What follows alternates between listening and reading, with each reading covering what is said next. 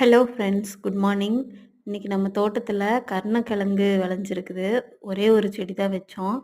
அது பார்த்திங்கன்னா ரொம்ப பெரிய கிழங்கா வந்திருக்குது. ஒரு 10 கிலோ இருக்கும்.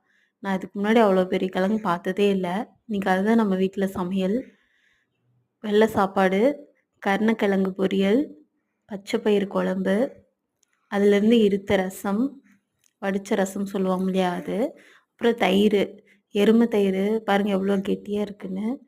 டெய்லியும் தயிர் சாப்பிடுங்க. இது மோர், ரெண்டுமே வயிறுக்கு ஜீரணத்துக்கு ரொம்ப நல்லது. இது வெந்தயக்கீரை போட்டு வச்சுருக்கோம். ரொம்ப அழகாக முளைச்சி வந்திருக்குது. சரி வாங்க சாப்பிட்லாம். சாப்பாடு போட்டாச்சு, பொரியல் வச்சாச்சு. பச்சை பயிறு போட்டு அதில் நல்லா நெய்யை உருக்கி ஊற்றி சாப்பிட்டு பாருங்கள். ரொம்ப சூப்பராக இருக்கும். வாங்க சாப்பிட்லாம். Have a nice day.